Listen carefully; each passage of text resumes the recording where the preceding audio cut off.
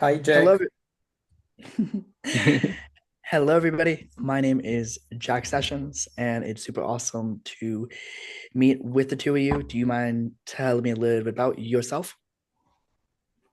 Yeah, Bohdan, you want to go first? No, Nguyen, please, Okay. you first. I'm Yeah, happy. hi, Jack and Bohan. Yeah, my name is Nguyen. I'm a founder of CyberArmor. I primarily focus in dark web research and malware research. So, Ooh, fancy. yeah. And Interesting. Yeah, hello what all. about you? My name is Bohdan, and I am a cybersecurity enthusiast, let's say. I had experience around 10 years plus with some social engineering, uh, scammers, fraudsters, and I already helped some law enforcement and security services to identify and catch them. So I have a lot of enemies, I can say, in this industry. So hi, All them haters. my haters. Hello. Nice to see you. If someone hating on you, it means you're doing something right. So, Yeah, yeah, I agree. Oh, Yeah, that's true. 100%. I want to ask Jack if you can Yeah. share. I remember your story about logic bombs and someone that knocked your door that you Uh, mentioned. Take me a second because I got a lot of stories. So Uh, the Logic Bomb one. Clash of Clans. Yes. yeah, So firstly, I'll preface this by kind of what I do, and then I'll get into the story of how I got started, because they're one of the same. So hey, uh, what I effectively do is I'm a mobile security researcher. I mostly deal in application and embedded hardware, so in kernel space and user land and all that for iOS, Linux, and Android devices. I am also a former malware developer, not anymore because I mean the game is way too hot now. And apart from that, I am also a former OSINT investigator specializing within counterintelligence. Now, kind of the funny story on how I got started within the industry. So I gotta take you back 7 years ago now. God, I'm getting old. Where when I was 14 and I was playing Clash of Clans. Now, like every 14-year-old, I had no money. So what did I do? At that time, there's a bunch of people in chat spamming these random links to some like bit.ly links that are super sketchy, like .iran, um, ru.zk. And I'm like, perfectly normal. So I click on them, input my account details on an Iranian website. And at that time, I was using Internet Explorer. Now, there was a vulnerability, although it's Internet Explorer, so when is it not, where effectively it would do a drive by download on my phone and also my laptop. So when I went to school the next day, it would destroy the biggest network it can find after 24 hours. So naturally, I go to school and it ransoms the entire school network. And I'm like, perfectly normal activity. It's fine. It's not my problem, right? Anyway, later that night, chilling, watching a movie. What do I hear outside my window? AFP search warrant. And they just come in the door. There was counterterrorism, there was cybercrime, there was uh an Interpol liaison as well. It's just it was madness. sorry, Jack. So What did they ask you? Like, are you okay?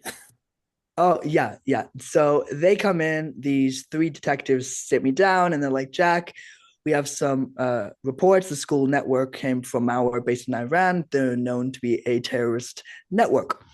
Now, what are you doing? Do you have links to Al Qaeda? And I'm like, in this economy, you got to keep your options open. Cue the rest of the room dying, laughing, but these three detectives are like, what am I doing with my life? And then the funniest one was they're like, Jack, this is important. Are you affiliated with any terror cells? And I'm like, there's a 20 to 1 over under that I might be. I mean, just depends on what I'm feeling like. And it was the rest of the room was freaking out. So, long story short, they take my laptop, my iPod, my microwave. I don't have a microwave. And Anymore they, after that. yes, I got one back. So, I'm moving up in the world. And after a while, they cleared me of all charges because it was just an accident and it was just stupid stuff. Yeah. Granted, the three people at the school mysteriously got moved. Must be because they had no security and they were running a Windows Server 2012. So, question for you: Please. did you know you was infected when they, went to your house, or only afterward? No, I mean that's actually how I got interested into cybersecurity because Mhm. I didn't even know what that was. So I'm like, Yeah.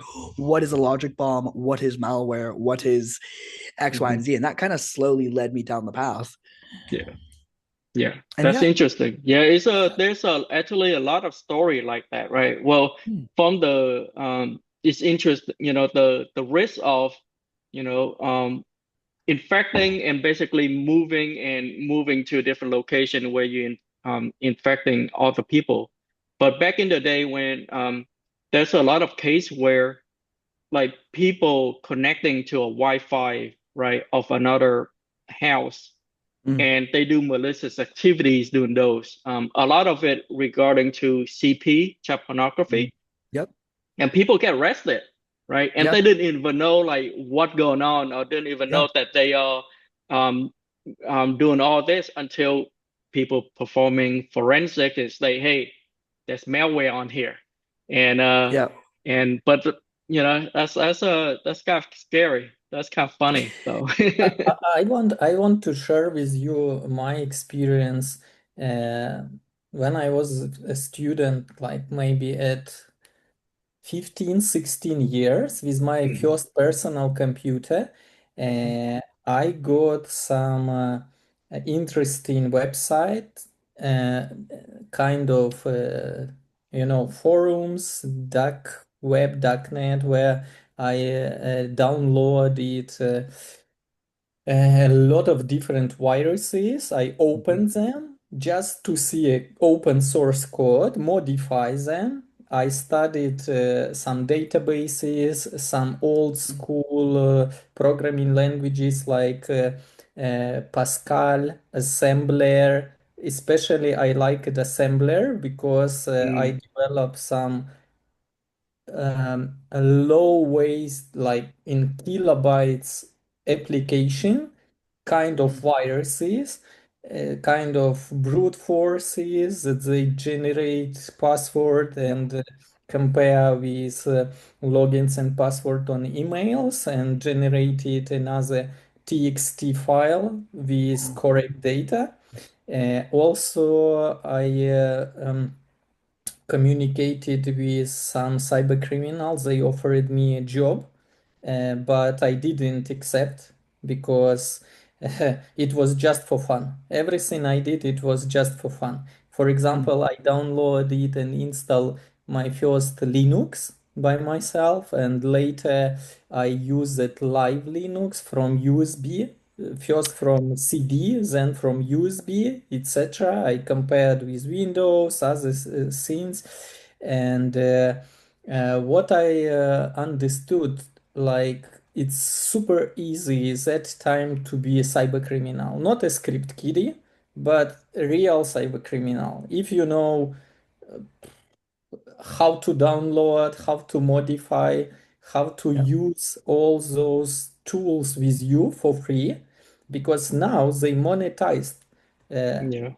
Nowadays, they asking for money for all Yeah. this. More than 10 years ago, if you want to study everything for free, just use everything. So, for example, one website, a kind of resource with access to FTP, right? Where you can download from that FTP not just the pirate software, we call it Vares. Vares, it's a all cracked, patched software with stolen license key or with key generators, Yep. but also you can use any viruses, modify them, and then send emails, send SMSs with phishing links. So more than 10 years ago. What's going on now with all this AI, with chatbots, with all those messengers, people crazy. Yeah. Unfortunately, almost all users, they have no idea how to protect themselves. So even Yep. if you will discuss 2FA, like what is 2FA, they have no idea. Okay, they have Yeah. password, and they are so lazy and so stupid that, oh my God, they Reuse don't it. want Yeah. to create a password with capital letters, with special symbols. No, they want 1, 2, 3, 4, 5, 6, 7, 8, and that's it. Or admin, and other things. Yeah. So, I uh, I wouldn't say that they are stupid. I think in our nature we yeah, have yeah, the sorry. tendency I to, don't mean stupid. I yeah, mean that they don't want to understand the think. the Yeah, yeah, problem yeah, out there. yeah, Yeah, because yeah, a lot of people, I mean, like we have a tendency to be trusting other people very easily, right? yeah, But Yes. um but people doesn't understand that you can be anyone on the internet, and most of the people out there are just scammers, just try to, take advantage of all the people. So it's really sad and scary, what, especially the elder, right? We seen elder fraud, scams, like taking their whole life saving, yeah. and yeah, so it's scary. Yeah, so that's very cool that now we can connect like from 3 different countries, right? Uh, all different time zones. Like I am in Ukraine now, Jack in Australia, and Nguyen in the United States, right? So all different time zones and Yeah, Yeah. three totally different countries. But we sharing this experience, and people when they will listen Yep. they will think about it, and that's awesome. yeah, This is I really like and appreciate this. Mm. yeah. It's beautiful things. I mean, like going back into what you mentioned earlier. Now is so much easier now. So in the past, when I get started, really back in the day, it's really hard for us to learn anything, right? We have to buy books to read, to research ourselves. For the underground stuff, you have to join and get hacked constantly, right? Into Yep. IOC and everything.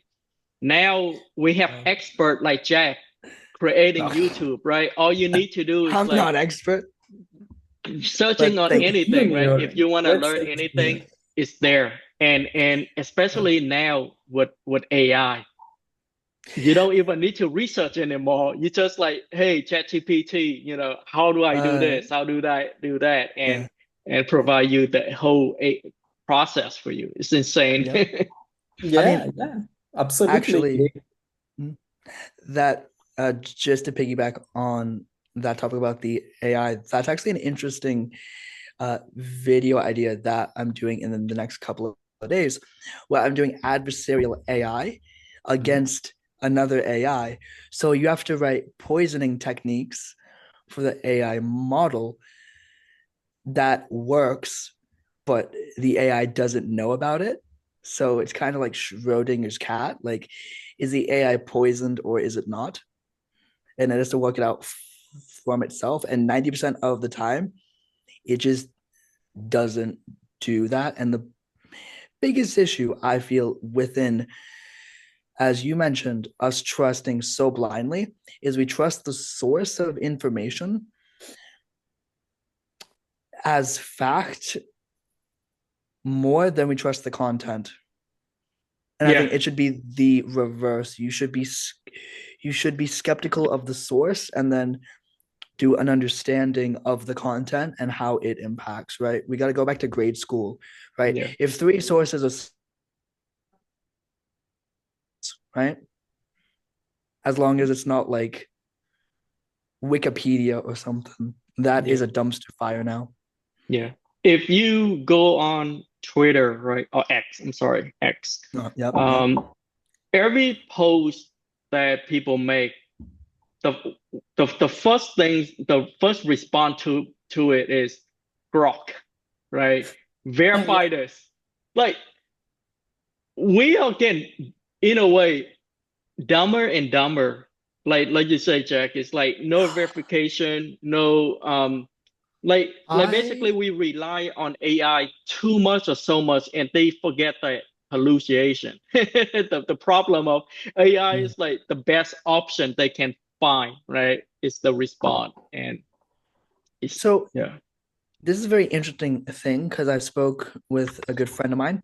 She is a artificial intelligence and security researcher at the University of Canberra, and she speaks about the the understanding of AI and the impact on the brain. The biggest issue is when you use AI, you're diminishing your capability for problem solving. Yeah. Right? We see this in people who have alcohol and take drugs habitually. Their ability to solve problems, understand, and just have spatial awareness Hmm. to solutions is a very difficult thing. Now, on your point of it's making us dumber, I disagree. I believe the people who don't use it appropriately makes them dumber. But to be fair, that's always going to happen with any technology, right? The same can be said with the mobile phone, with people who text and drive, right? Yeah. But a unique thing about that is I believe that the value of concrete ideas and the age of reasoning is about to be the most important thing in the history of humanity. And it's going to be a beautiful thing. Because Yeah. when you can build a platform or an idea structure with artificial intelligence, the only thing left is ideas. And Yeah. the good ideas win. And that's the best advantage we have over the machines is that we need to. So, okay, you've heard of the idea of a dystopia, yes? Where everything goes to hell and it's 1984 and all that. Yeah. So you've also heard of the idea of a utopia where everything is grand and amazing and best life and kumbaya. That never works. There's a third one that almost nobody talks about, and that is a protopia. So a What is protopia, effectively what it is it's the interface to machines. So we have human goals and we have machine goals, and machine goals can be encompassing of artificial intelligence and all the other stuff, right? What we need to do is we need to make human goals match and be in support of the machine goals so they reinforce the human goals. Thus, we elevate ourselves above the machines by the very fact that we have goals. interesting? I think Elon and his friends are very excited to develop all those machines and to sell them.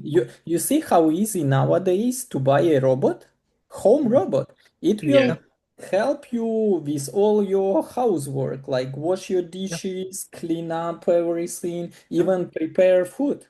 So you Yeah. don't need yeah. anymore to pay human. You just buy once Mm, this machine, and that robot will help you with everything. Some people in many countries nowadays, they are Mm. buying robots like their friends, like Yep. their family members. They Yep. Yeah. prefer to talk with machine. That could be for two reasons. One, it could be to the inherent nature of technology itself, where it's an isolating activity. Because in the age of interconnection, which we just passed, so the telephone, social media, that is a we technology. So we as a society use it to speak to each other. But AI is a me technology because I use it to interact as a reflection of myself, my goals, my desires, and my relationships. And I don't think we as a society put enough emphasis on relationships because they're literally the most important thing, bar none, right? Because let's say I was stuck in jail, right? Hypothetically, God forbid. Yeah, And and robot will don't care about no, how no, do you feel. yeah, yeah, He will just, he will just deliver you some food yeah, and that's it. You will yeah, not communicate like with human inside that no, prison, inside that yeah, jail. So they don't care really. yep. Whereas with relationships, I can make one phone call and somebody can break me out, right? But I don't think you can have a relationship as you would a human just yet. I think give it 5-10 years, we might be able to see a difference. But now it's it's a parasocial relationship structure, and I think that's a very, very, very dangerous game to be playing for people who are already isolated, who already don't want to speak to people, and who just see it as an easy way out. Like, look at Japanese society. Japan is literally going to not be around in the next 200 years because their birth rate cannot keep up with sustainability. Yeah, Yeah. yeah, yeah. I have one question to Please. Nguyen.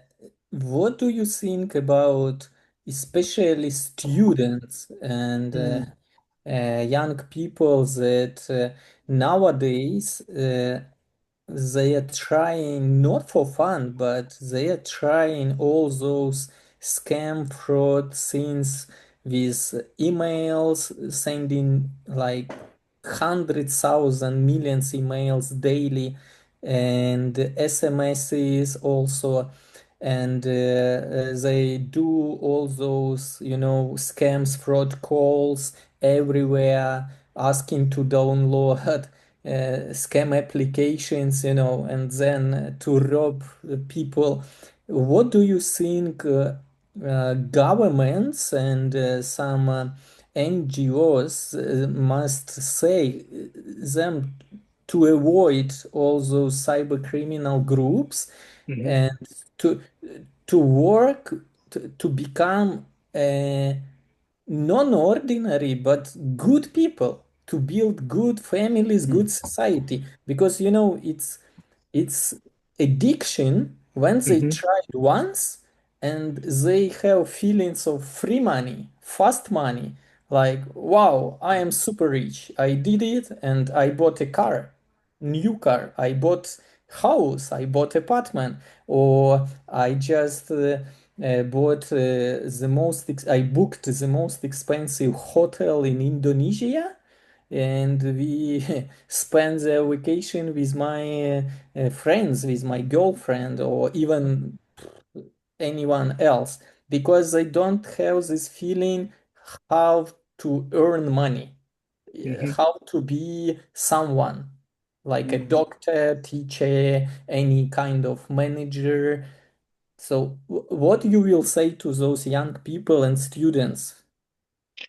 Um, it's tough to to say anything because cyber criminal been here since day one, right? There's always been a criminal, and there's always now like there's criminal, then there's people that interest in doing things, right? Like us, like when Jack mentioned that he started in the early age doing writing malwares and stuff like that. That's how I get started too, right? So I developed Trojan and hacking. And Yeah. we always have that. A lot of people have that curiosity. Oh, we want to learn. Oh, we want to do things. And Yeah. so I don't think we can do anything about that from that perspective in some people stop because like it's how we involve and improve ourselves, right? We need people to be curious so they can be better in protection of all the people. Now when crossing that line, right, between white and black is a little bit blurry, and I'm not sure, to be honest. Family foundation is the key. I think that's the only way for us to um, become better. I mean, when I started writing malwares, I do it because I want to learn, I want to play around, I Yeah. want to test, right? Um, but I never want to harm anyone, right? Yeah. So accessing accounts, and it's like you don't want to do anything in that. So there's a small group of people out there who's really criminal, who's really like interested in doing those type of things. But I think we it's tough. I'm honestly, I don't know the answer to that because now with the what Jack mentioned with this whole AI, right, where people now more and more compacting themselves, less going out, less being have relationship with other people, and that gonna create a lot of problem in future. So um is I'm you know is I'm not sure how to answer that. No, no, You know, all good. is I like your answer. I am a real example why I didn't start it because I afraid of my family and my parents, my brothers. I afraid. I know that it's all about this romantic culture about hacking and how are they rich and traveling worldwide. It's only in movies. It's mhm, only there. yeah, In reality, it's totally different okay, story. They Yeah. spent years in jails and prisons. Of hmm course, some of them they uh, set up their own companies. I know such people, and they are good professionals. So I respect them all because they use this experience to share with Mhm. others Yeah. and to show on their examples like, look, I spent like 5, 10 years in jail. yeah, That period of my life, I better studied or I developed some software or maybe even I penetrated some companies, some businesses. I show them like a red team, right? That hmm here Yeah. you need to protect your system or even physical penetration with all those devices. It's much more interested than just to use some tools, then okay, you are rich for some short period, you spend all those money everywhere how you want, especially nowadays with all this crypto, thousands of different coins in crypto, you have no idea about them. yeah, And finally, you're empty, you zero without everything. You have yeah, no friends, no family, nothing, you isolated, right? So this is the main idea. And yeah, yeah, Gwen, thank you for your answer. I like yeah. it. Yeah, I you are right. The Jack has his own idea. I think yeah, Jack I do. Jack can I share. Yeah. Please. yeah. Let me say one Yeah. thing in Go. this cybercrime never lasts ever, right? So it when you involve in that activities, your time span is very short. Mhm. We there's a lot of cyber professional, right? Like hunt and know, will identify who you are, and so you know before Mhm. even if you think about your OPSEC is really good, there's Yeah. always someone better than you, right? And Yeah. And Yeah. so yeah, it's cybercrime never lasts. And it might be a fast thrill, but it's gonna be very fast, very short time. So for it. I mean, just to piggyback off of that, cybercrime is usually now embedded within organized crime. Mhm. And you can't walk away from organized crime. You might think so, but that's a very dangerous game to be playing very quickly. Yeah. And just to piggyback off of that, I had an interview with a awesome person. His name was Sammy, and he is the co-organizer of Cyber BlueCon. And that is effectively a cybersecurity event here in Melbourne, put on by a couple of companies. But the major goal is to help defenders be good defenders by giving good blue team content and actually supporting people. And one of the companies that is within that is Cyberlink. And Cyberlink is effectively a training platform where it's not just teaching people, but it's providing the cultural and mentorship to convert people from cybercrime to the good side. And they actually encourage, like if you do cybercrime, right, they will encourage you get their training at a reduced rate. Oh And there wow. will be a mentor to help you. It's the first of its kind. And it's a very unique premise because I've never really thought of it that way because there needs to be an incentive structure, but more importantly, he said counseling. Because fundamentally, if you're a cyber criminal, you have to have counseling. Because otherwise, there's very high chances of reoffending. Yeah, And yeah, I go want go. to ask one more question, please. Yep, please. Nguyen, in CyberArmor, did you see increase of all those attacks, especially with all these malware and other tools available on GitHub and similar Mm. resources this year, 2025? Yeah, definitely. There's a constant uptick. When you mentioned about free tools out there, download, and a lot of the cyber criminal tools embedded with malwares in it too. So, um, criminal target criminal, right? Yeah, there's a uptick in it. There's a big shift with like I reached on the phishing as well. So phishing is still work very effectively, especially with some of this man in the middle or man in the browser type of phish kit where they got the cookies and you're able to see like within a few days company get breached, right? From that. So yeah, it's still very active. I don't think it ever going away. Even big forums like XSS or a bridge forum um get shut down. There's always new player come in and always shift it. So yeah, it's Yeah, pretty yeah, yeah. active.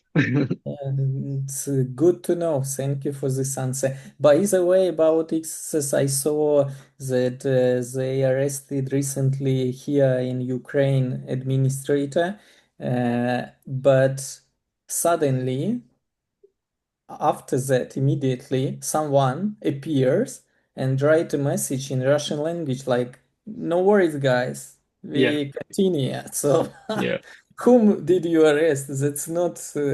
Yeah, That's yeah. only like part of that group. yeah.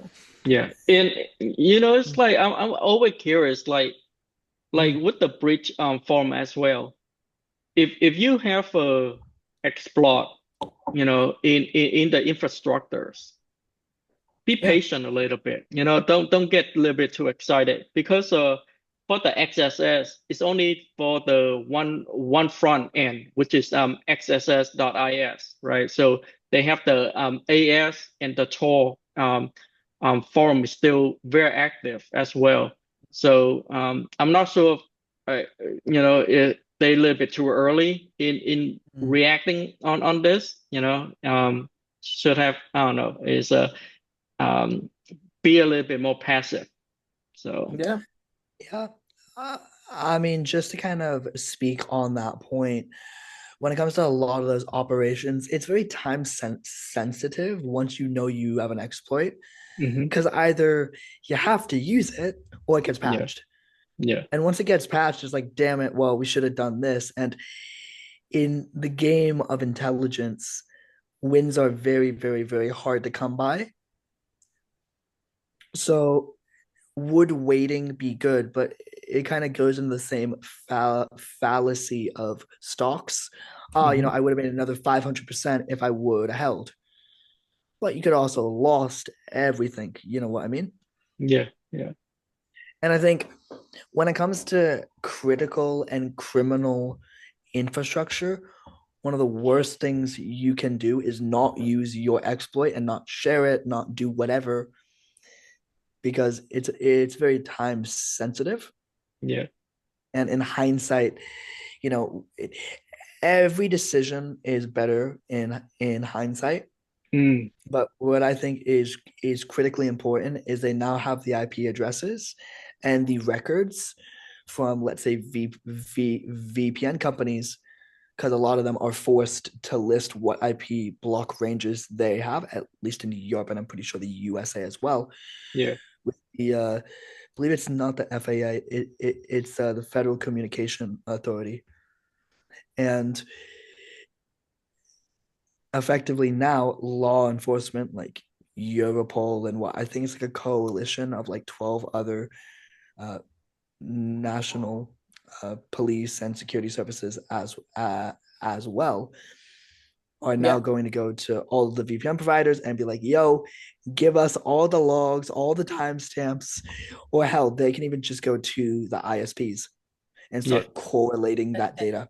And what do you So, think about Tor? Is it still, of course, it's still popular tool, but what is your opinion? Do you think is it secure or not anymore? So they can read everything that you use with this Tor browser, this so Onion. I can actually answer that. On a mathematical standpoint, it is secure. On a realistic standpoint, on a long enough time horizon, it is not secure, and I will explain why. If you use it for like a one-off activity, there's a chance that you get uncovered, but it is very rare. However, what a lot of people forget is that the websites hosted on Tor has to be hosted on infrastructure. And if that infrastructure is not good enough, then you have the fundamental compromise of that.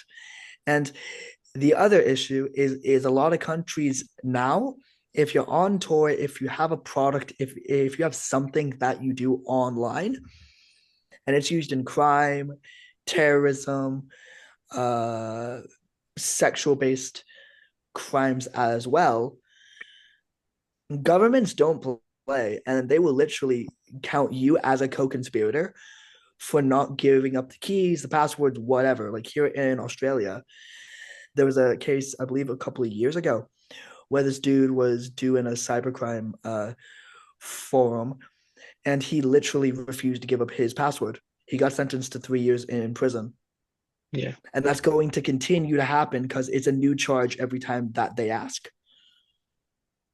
yeah. and there's Okay. no way to get around that. There's yeah, Yeah, go please. sorry, go ahead. No, no, go ahead, please. Yeah. Yeah, I so was. is there's another things that I seen it like your system's still vulnerable. Yep. So I seen, I have a lot of credentials of people going to one of those child exploitation type of website. Yep. And it's like we able to pivot into their um everything, right? We know their account to this site, and we know their social media, their clear IP address, Yep. um, and their personal like banking as well. So there's a lot of Wow. yeah, it's like one of the thing I thought is really interesting is a lot of this guy who go to this type of website also have accounts on Roblox, right? Which is a site video game, kiddies, Yep, right? yep, yep. And yeah, it's insane. But yeah. I mean, just to piggyback off of that, because before I kind of got into security research on the mobile side, I was doing a lot of bounty hunting. So a lot of security services across the world, they love intelligence. They don't like paying for intelligence because they're stingy, but they'll happily take it off your hands if you find anything. Well, me being like 19, 20, I'm like, oh, I'm gonna, help these agencies. So the easiest thing to do was internet crimes against children.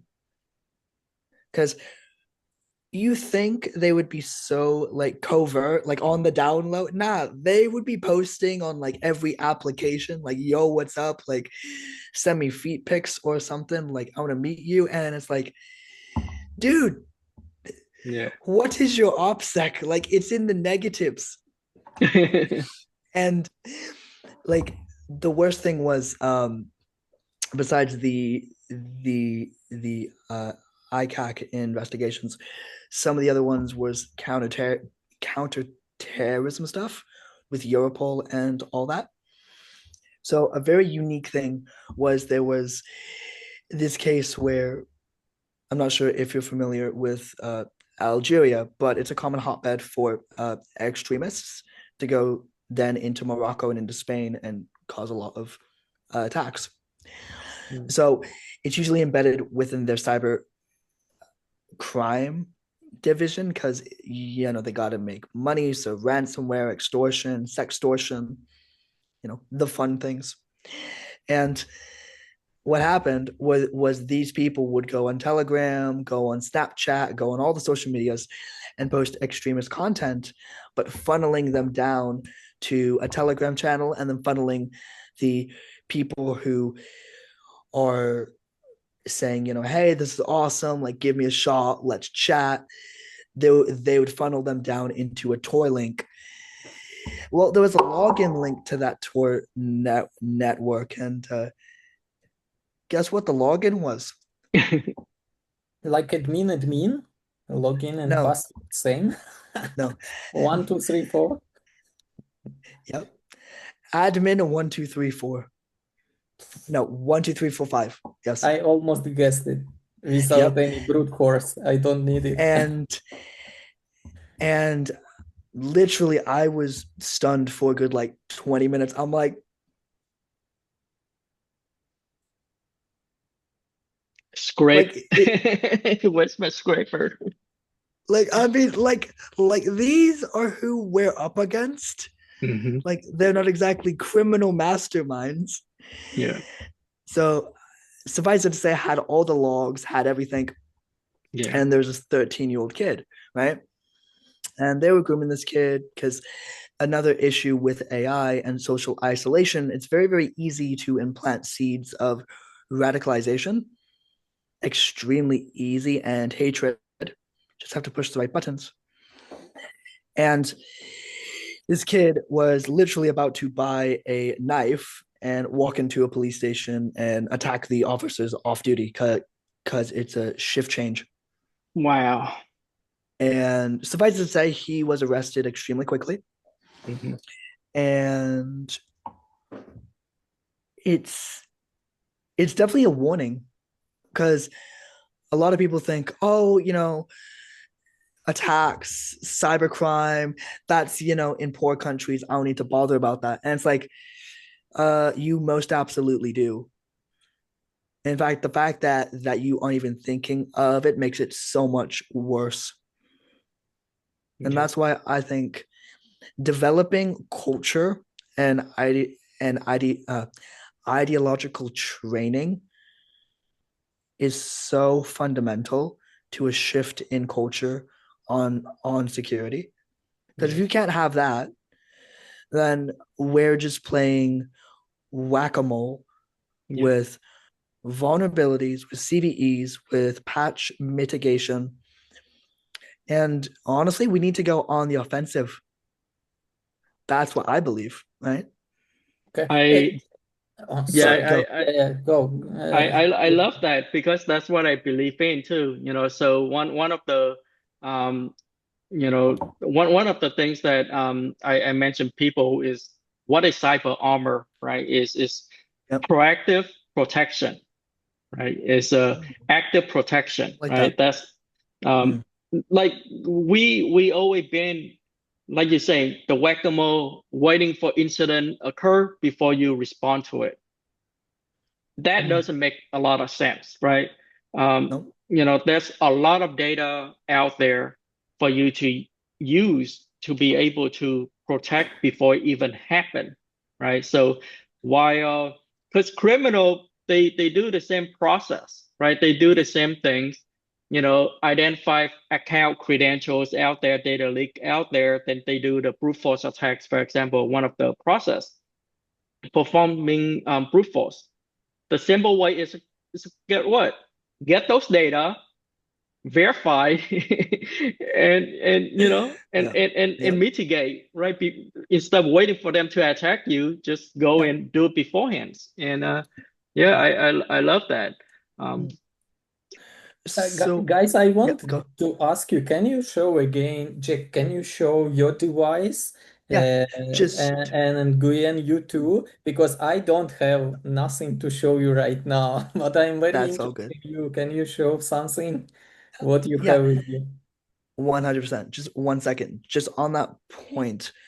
Uh, that's kind of my ethos, which is counterintelligence. Now, what do I mean by that? The most simplest definition that I was ever told, because it can be a very complex thing, is disrupting while simultaneously controlling the actions of your battle space and denying the enemy room to operate within it.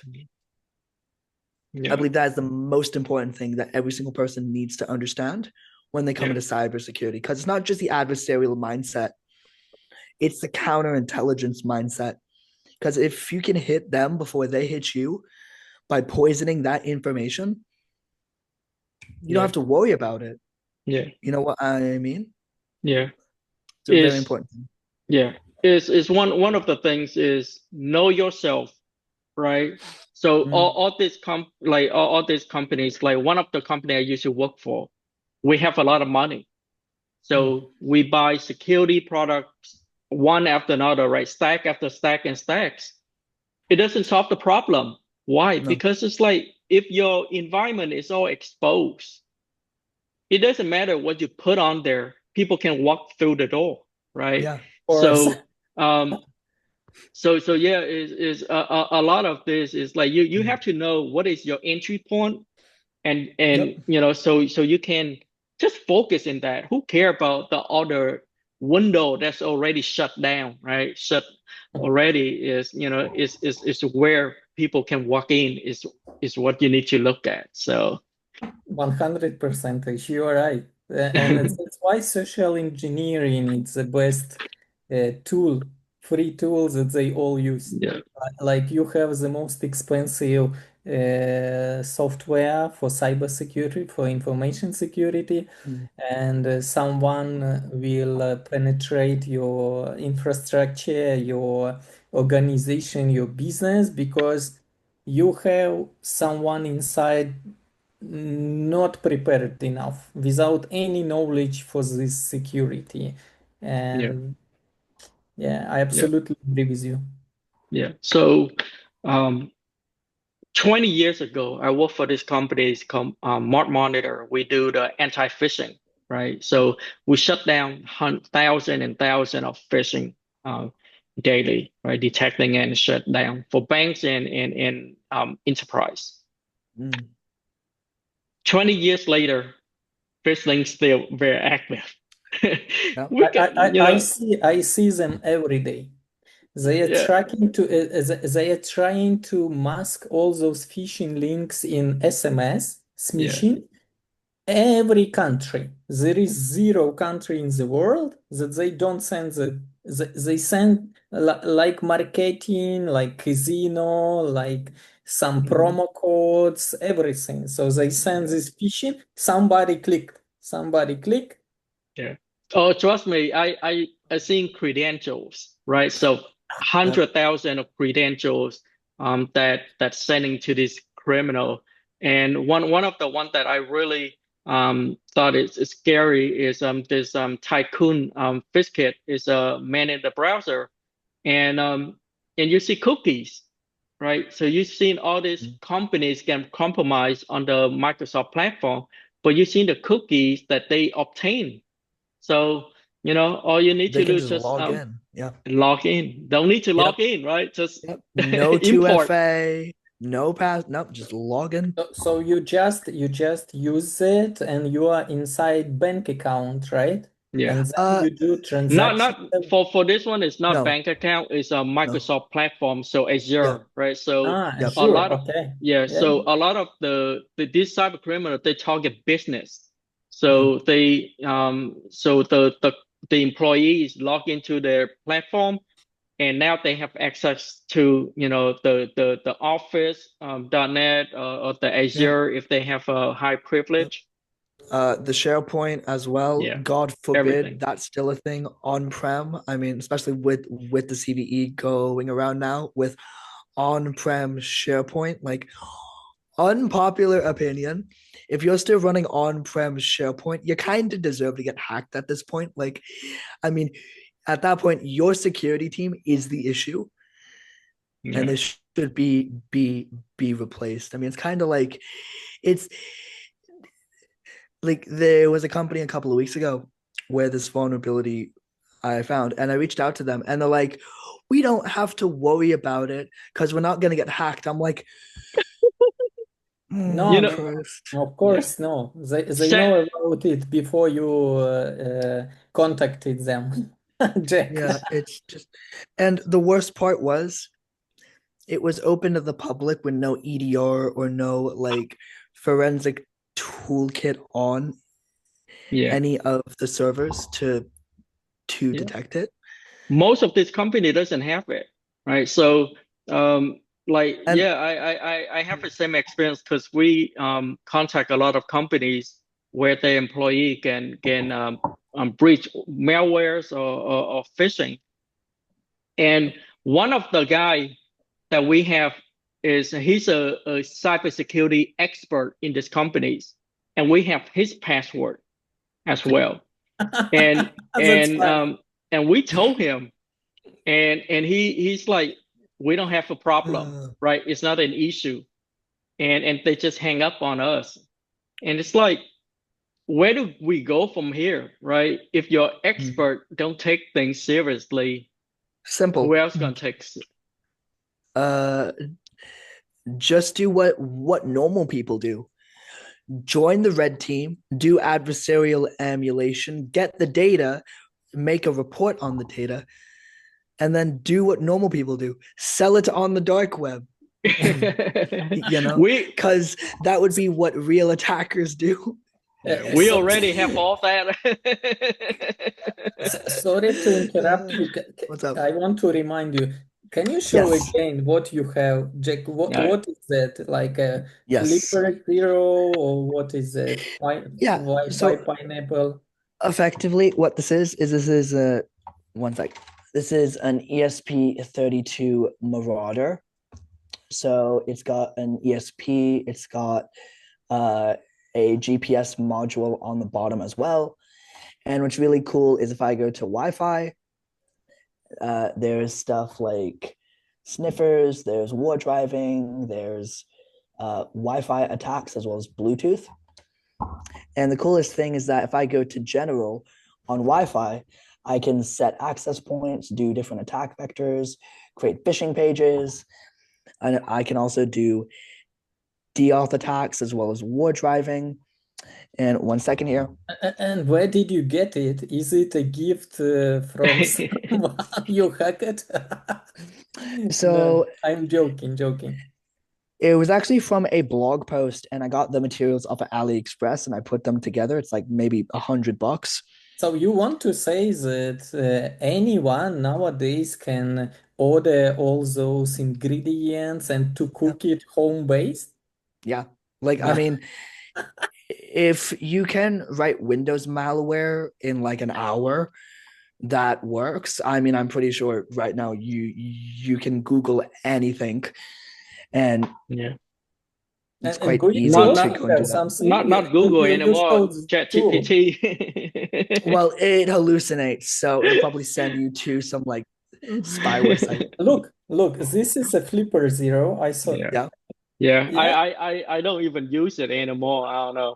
But one of the things that I like Jack is I'm trying to do the same things. But Mm. I haven't have time yet. Is this is the ESP32 also with the pretty much all those things. So building interesting. the Yep. interface, Yep. to do similar. So yeah. The one interesting thing about mine is in the Bluetooth section, it can spoof being an AirTag. It can also spoof credit card readers as well, which is Mm, awesome. And if I use Especially, yeah. RFID, if I protect my cards with RFID technology, will it break it or not? So this doesn't have RFID. It has the capacity Yeah. to make a module to add on to it, but it does a unique thing where, let me just show you this little module right here. One sec, let me remove the wires. Okay. So this is a little GPS modem. And effectively what it does is it can put a lock on Wi-Fi and Bluetooth signatures. So if there's, let's say, if you know the Bluetooth address of a credit card skimmer, because a lot of them run off of Bluetooth and are RFID kind of, but a lot of them yeah. are Bluetooth based. They then will have address and it's broadcasting it. So you can triangulate the location of the latitude and longitude of that. It just takes 10 minutes because super slow. But the coolest thing about this device is it can also spoof becoming a cell tower. So I can force Mm. device connections as well. Highly illegal, and I would never do that ever. Just for penetration testing, for cybersecurity, of course.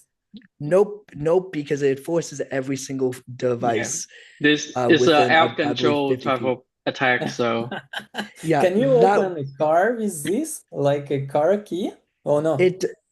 No, I mean, there's Bluetooth attacks, so I can spoof.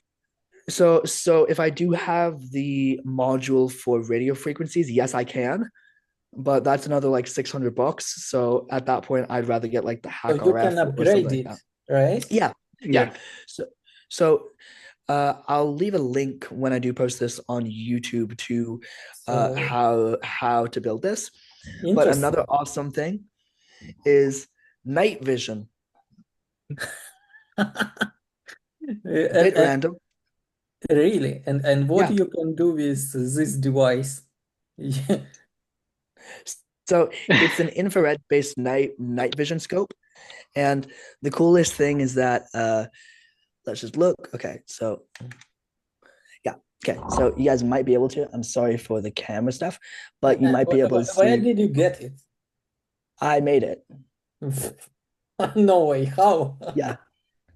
There is a blog and there's Chat GPT and there's some random dude in Latvia named Ivan that built it from his garage. But there's like the normal light mode, and then there's the infrared, which here's the light, which yeah, it's really cool as well. Uh, Super sketchy when I bring this out in public because I've been like my goal is to effectively make a Watch Dogs style tech in real life because Watch Dogs is such a fun game. And my goal is to like make night vision off the brim of my hat so I can like go in public, but still put it up as well. And when I've done it one time, everyone was like, Jack, one yeah, hand you use this device for night vision, yeah. and the second hand you use previous device. Well, I mean, that's not even the coolest thing that I have. Um, I also have a SIGINT drone, which one sec. Yeah. So the SIGINT drone, which is like some AliExpress junk, but the module on the bottom has effectively a mini.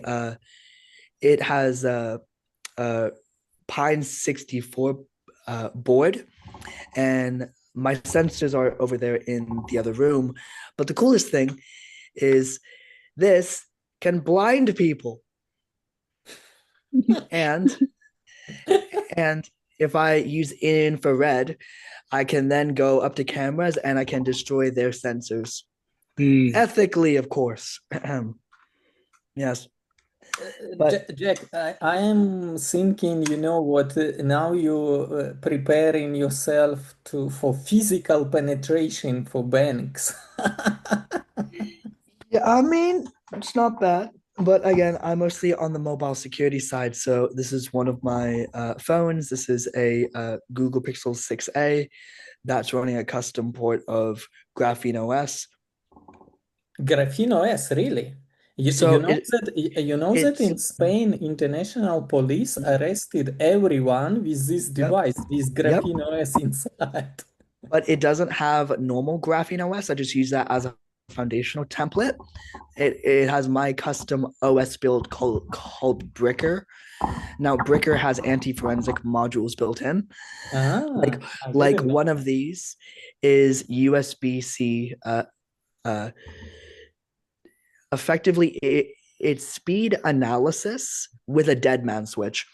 So Hmm. this only goes up to a certain amount of voltage and current. If it goes above it, so let's say for USB data exfiltration, a lot of forensic tools rip at the maximum bandwidth speed. They don't like drop it in and out. Well, if you go above a certain thing, which is just charging, it'll automatically wipe the phone and it'll actually detonate a really cool thing because there's a small little custom chip in this phone where it'll short out the battery and cause a fire, which is really fun to explain to airport security why my phone pops hot for chemicals. Ah, but That's pretty funny. yeah, and there's a couple other ones I don't want to share it because it'll probably get get me under investigation we can do it next again. time if you will be still Yeah, available, Jack. 100%.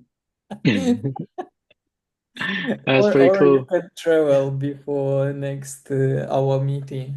It's a thunderstorm here, so I am afraid I can be Yeah. disconnected. But it Uh, was my pleasure to talk with you. Thank Yeah, you. same here. Thank you Likewise. for having me. It's Yeah, been really fun, so thank you. yeah. Thank you. Have a Well, good day, and Yeah, Nguyen, and have a good night, Jack. See you next same. time. And yeah, thank you all for a lovely time. Okay. same here. Thank you Until very next much. time. Okay. Have a Thank good you. one. Bye. Bye.